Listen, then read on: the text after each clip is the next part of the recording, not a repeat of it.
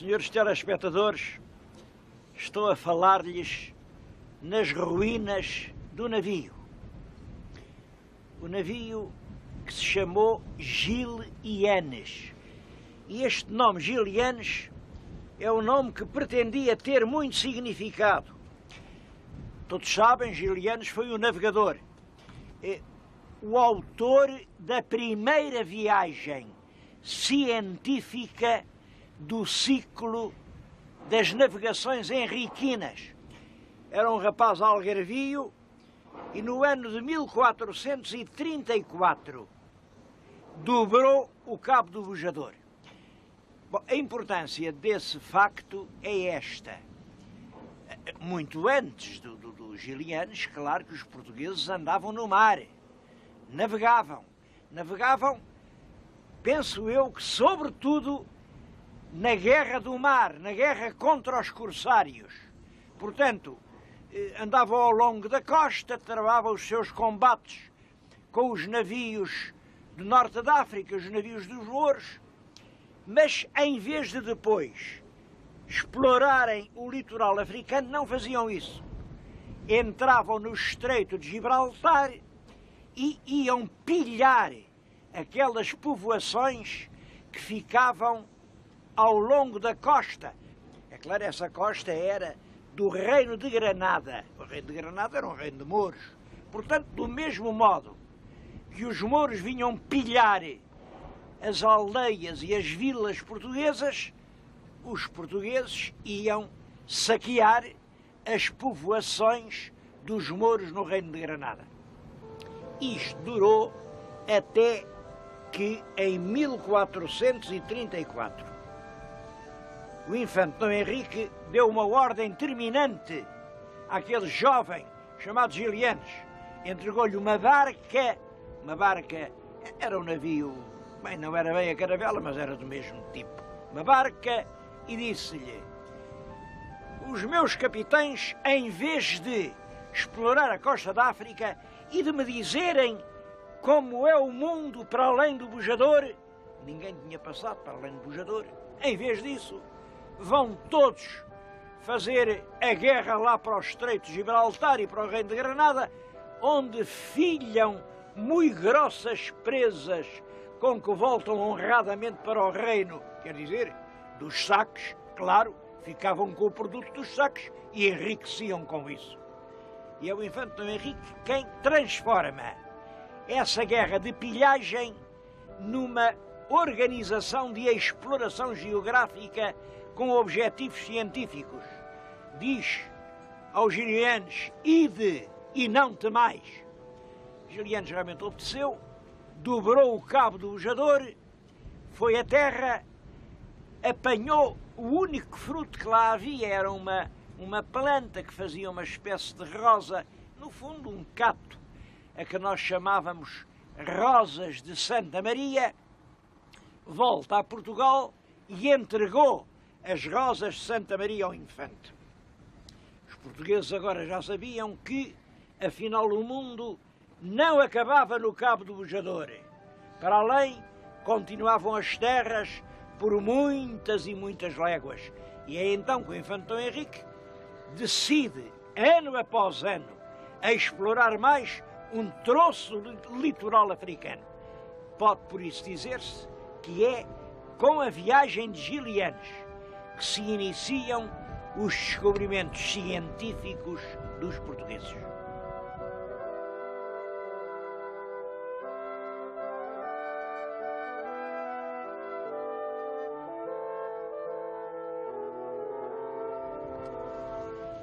O nome de Gil Yanes é assim um nome que significa um grande passo, não só na história dos descobrimentos portugueses, mas sobretudo na grande tarefa da aproximação dos homens, das raças, dos credos, dos povos de todo o mundo.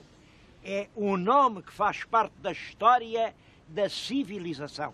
E por isso escolheram esse nome para batizar este navio. Sobre este navio, o que é este navio, eu escrevi em 1972 ou 3.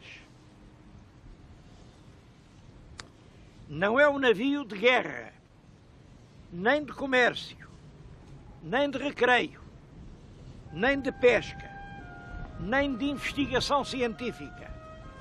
Não tem fins de propaganda turística, não tem nenhuma utilidade mercantil, não serve para fazer política. A sua tarefa é simplesmente bem fazer, prestação de ajuda ou socorro a quantos, na dura faina do mar longínquo, carecem de companhia, amparo e de socorro. É um navio único no mundo. Não há nenhum outro navio que tivesse uma missão assim. Isto foi lançado ao mar em Viana do Castelo em março de 1955. Nessa altura era um orgulho para os construtores de navios de Viana, porque foi o mais belo navio que se tinha feito em Viana. E devia servir de apoio às frotas de bacalhoeiros. Este ponto que vou dizer parece-me importante. Não era às frotas dos portugueses nos bancos da Terra Nova, não. Dos bacalhoeiros de todo o mundo que andavam na Terra Nova. Quando um pescador tinha tido um acidente, fosse ele português ou espanhol, ou russo ou americano, vinha para este navio, onde havia uma excelente instalação hospitalar, havia muito bons médicos.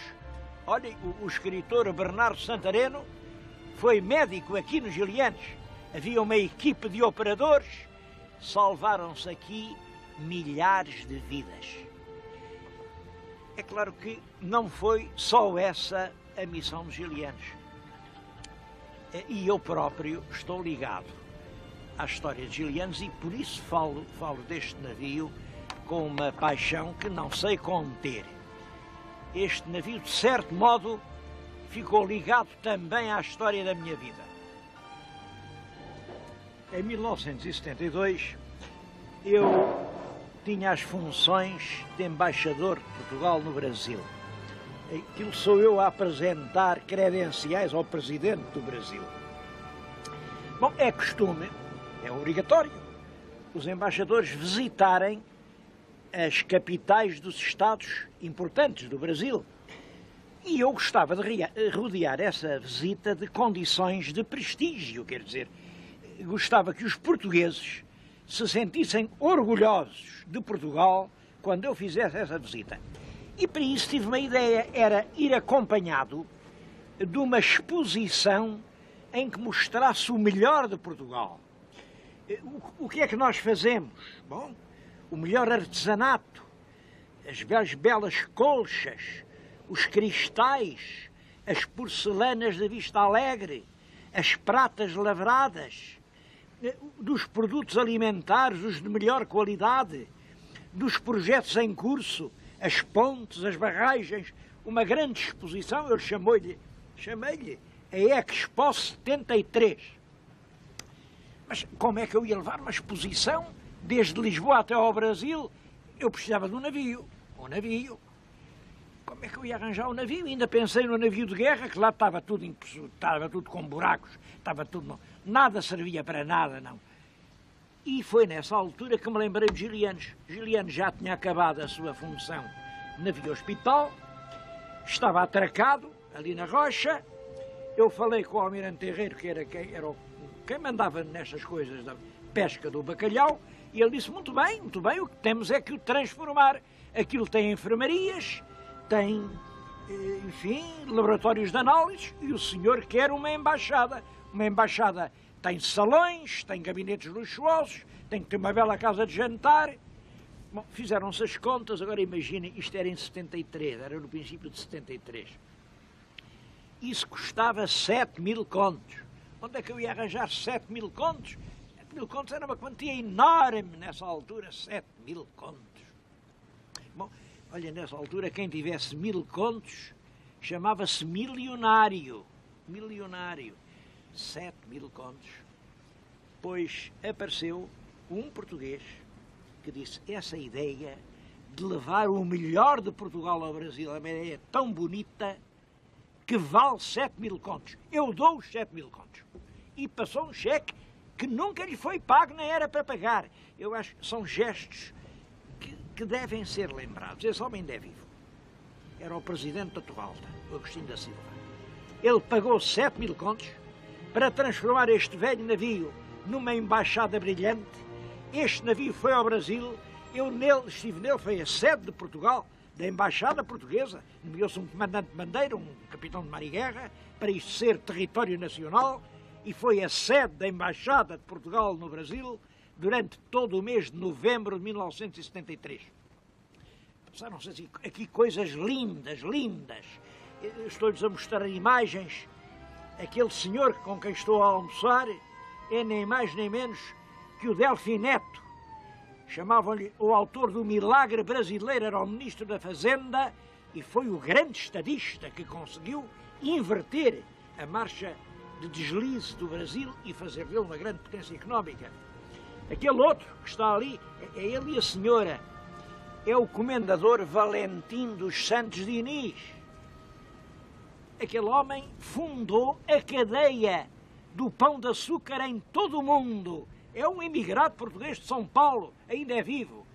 Todo o pão de açúcar lhe pertence. Bom, agora a história mais bonita de todas é a história das festas da Bahia. Eu, na Bahia, dei 3 festas. A primeira, claro, para as entidades oficiais do Brasil, foi o senhor governador, que era o Antônio Carlos Magalhães, ainda é governador. Era o senhor cardeal, eram os senhores generais, os senhores almirantes, bom, o wildlife todo. Chamava-se nessa altura a granfinagem do Brasil, a Café Society. No segundo dia foi a grande festa para os portugueses, foram lá mais de 1000 portugueses, tudo quanto era português e estivesse na Bahia, foi ao Brasil e esteve comigo e eu abracei.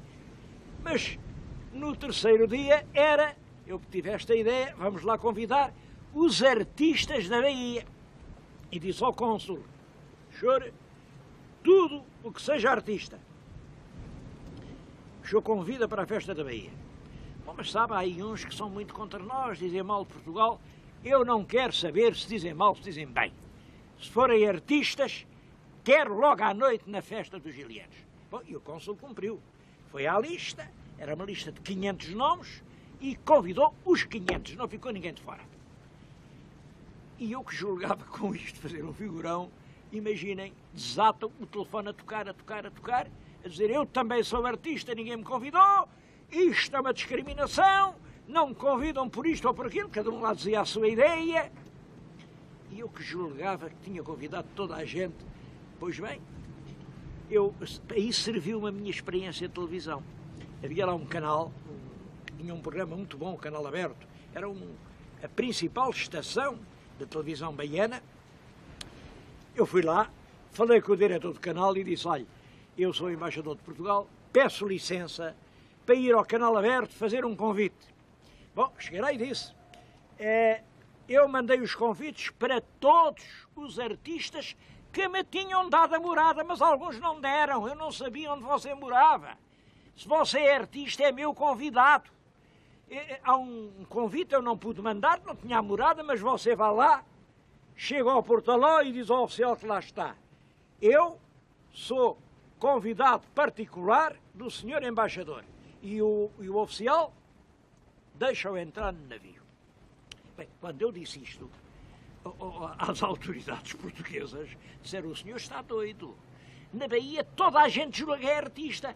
Você vai ter uma multidão, o senhor vai afundar o navio. Este navio vai ao fundo, vão molhar-se. Bom, que diabo também não é assim.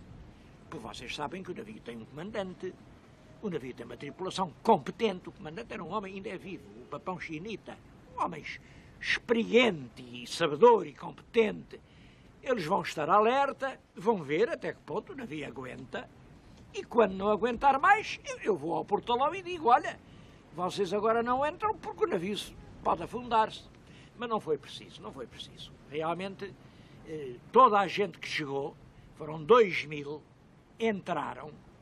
Muitos eram belos rapazes que vinham de tronco nu, com o birimbau, ou com os guizos, ou com as marimbas. Eram nativos de raça africana, 2000. Foi uma festa linda. Dançou-se e cantou-se até de manhã. Eu próprio, aqui, nas cobertas do navio, dancei com o Jorge Amado, com o Caimi, com o Caribé. Foi a festa mais linda da minha vida. Vejam lá se uma pessoa pode não ter saudades do navio onde viveu essas experiências.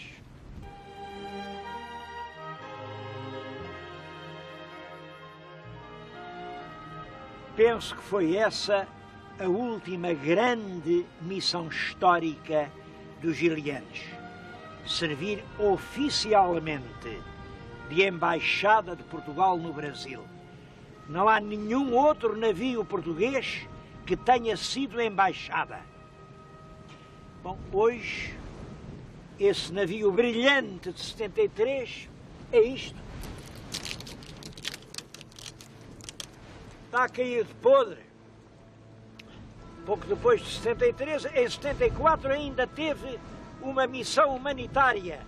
Vem 74, o grande susto dos portugueses em Angola, toda a gente quer fugir, e este navio, ainda com o aspecto que se lhe tinha dado de embaixada, vai a Luanda e vem carregado de uma multidão de fugitivos apavorados.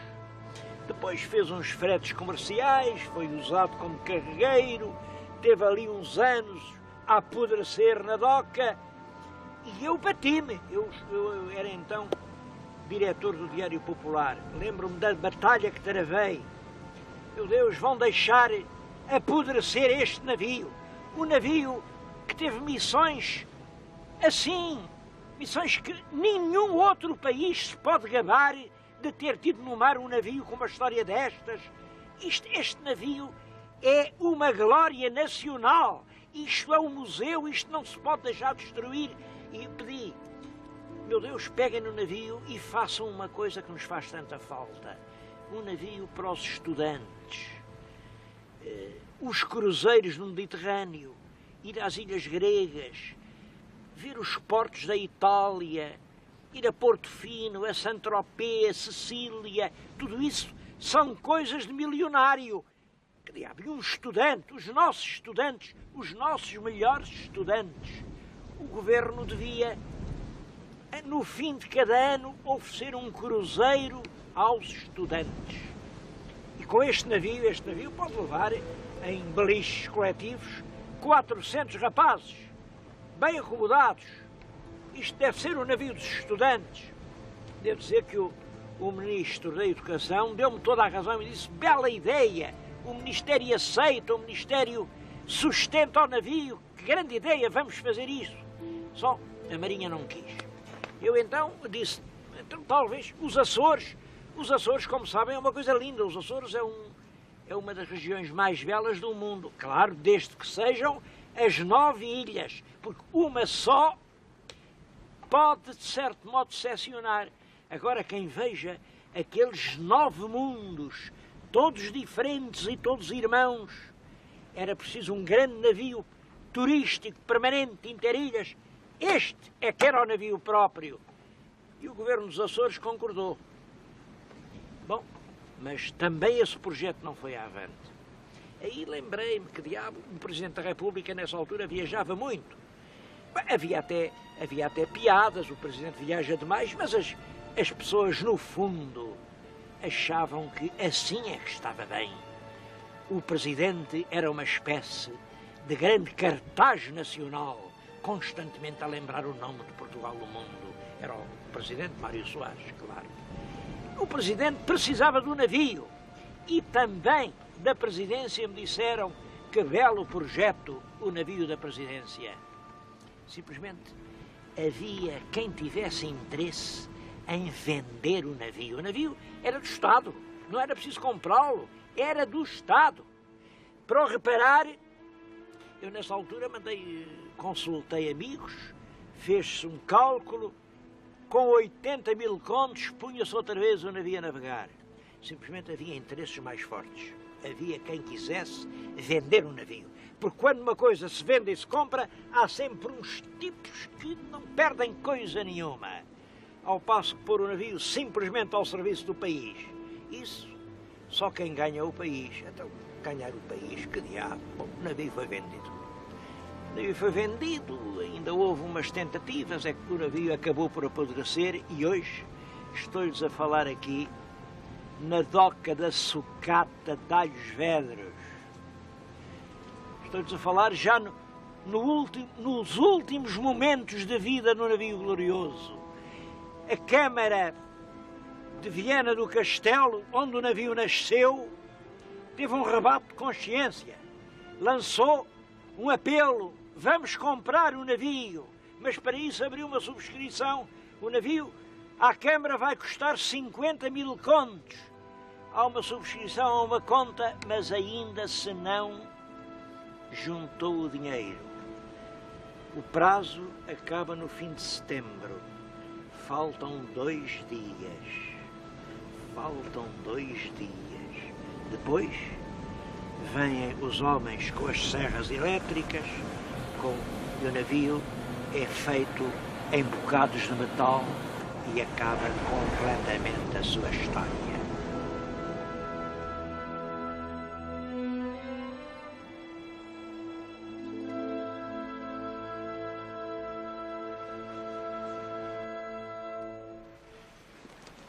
Portugal é realmente um país com uma brilhante história marítima.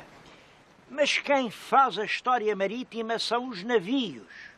E eu pergunto, onde está o museu dos nossos navios?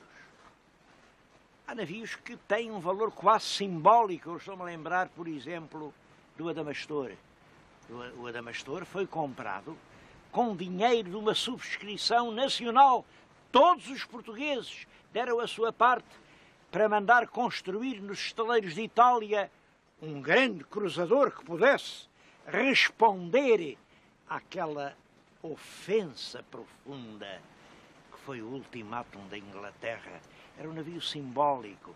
Mas ao Vasco da Gama, foi com um tiro do Vasco da Gama que se rebentou a driça que sustentava a última bandeira da monarquia. Ao iate Dom Carlos. Há uma história, eu ia falar do Catiçarque. O Catiçarque salvou-se. O Catiçarque, como sabem, é um dos mais belos veleiros, mais famosos veleiros do mundo. O Catiçarque até serve de marca comercial para imensas coisas. Bom, estava aqui a apodrecer, ia para a sucata, e quando passou um oficial inglês que o viu ao longe, reconheceu e disse: mas aquele é o Catiçarque. O Catiçarque é uma das honras da navegação humana. E hoje, quem quiser ver o Catiçarque tem que ir a Londres. Lá está, em Greenwich, completamente restaurado. Está uma beleza. Nós aqui, bem sei que temos a fragata Dom Fernando. Por acaso é um navio que não tem qualquer importância histórica. É um navio que teve realmente um passado infeliz, um navio de desastres. E temos o Crioula. O Crioula, sim. O Crioula foi um verdadeiro bacalhoeiro. E a história de Portugal na pesca do bacalhau é extremamente importante. Fomos nós quem descobriu os bancos da Terra Nova.